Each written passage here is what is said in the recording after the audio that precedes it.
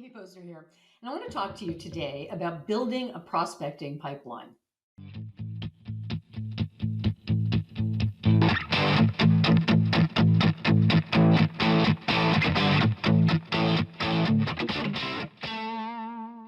Okay, I'm just about to promote a course that I created called Get Better Clients, real simple self-serve thing. But as a result, I had been talking with a lot of people. Some people are trying it out. I'm asking, questions, or I've been asking questions to get that done. Now people are starting to ask me questions. And one of the interesting things was I was seeing a pattern of people wanting to know how many people they should be talking to in a given day, week, or month. The answer to that is, that the proverbial how long is a piece of string. I mean, it really matters. And I think it has some correlation with the amount of time you've been in business, and what you offer, sort of where you are in your business and what you've done before.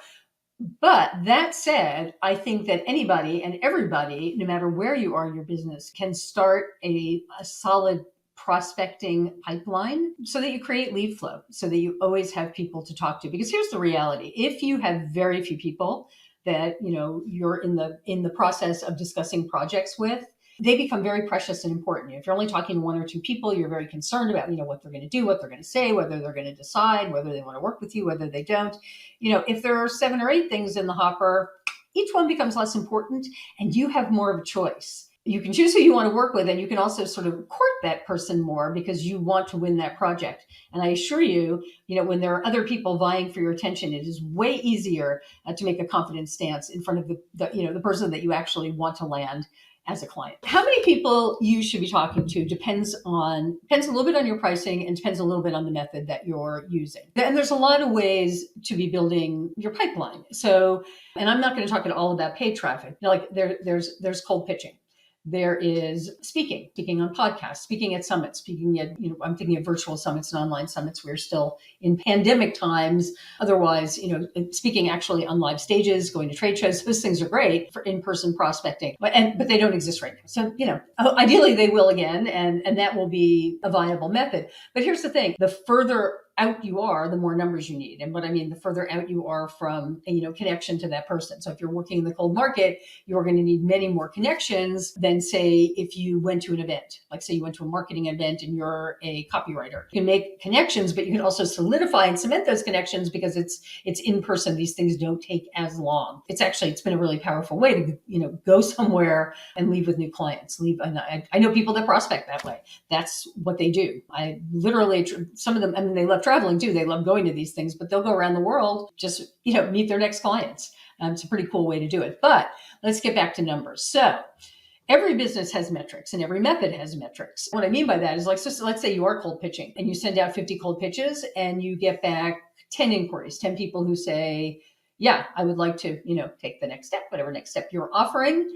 And so now what we know, if you sent out 50, I'm going to use 100 because I'm going to do round numbers here. I'm going to embarrass myself. So say you've sent out 100 pitches and now you've gotten 10 people who are interested in talking with you. So that's 10% of the people. And let's say if for the 10 people that you talk to, 2 turn into client projects. So now we know 100 contacts equals 2 client projects. Maybe the next time you send out 100 pitches, you'll get 3, and the next time you get 2 and you get 4. So what you find your average is about 2, right? But over time, what you will know is that number will be consistent. And what's great about that is it means if you need a project, then you do that, right? If 100 pitches equals 2 projects, then 50 pitches equals 1.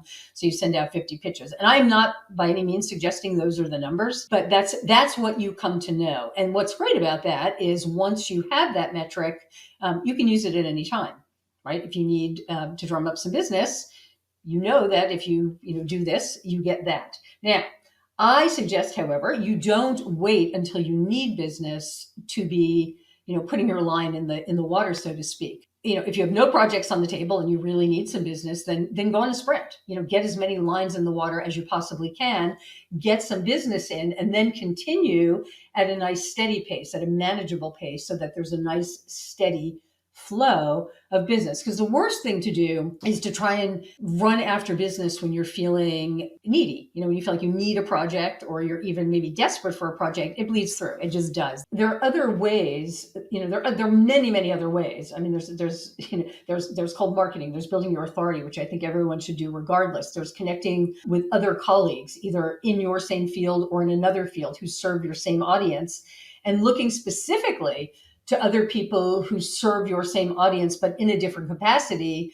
where your services would dovetail nicely with theirs, like mine did with web developers and marketing agencies. So how many people you should be talking to depends on where you're at. Like if you're starting right now and you need work, you should talk to as many people, and you should do a blitz and just do a sprint and get that ball rolling, and then consistently do a number that feels manageable to you, but isn't so little that nothing happens from it, or that you feel that you can't keep your own sort of internal momentum going, because that's really, really critically important. And you can be doing this, like pitching people, while you're building your authority, while you're building other relationships and making connections, so that you'll have higher level connections and have other ways that projects are coming into you.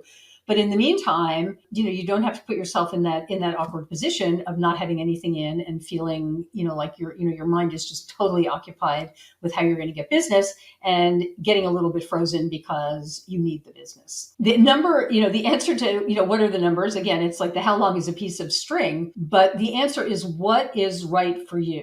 If you need business now, ramp up your numbers, make that your primary focus.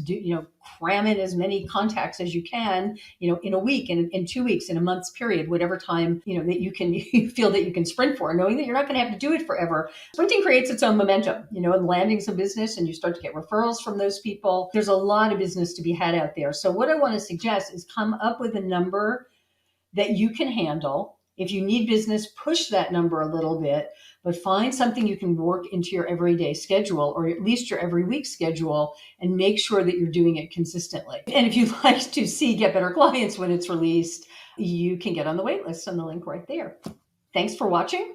Bye for now. And if you'd like to be notified when these episodes drop, click the bell and you will be. Take care. Catch you next time.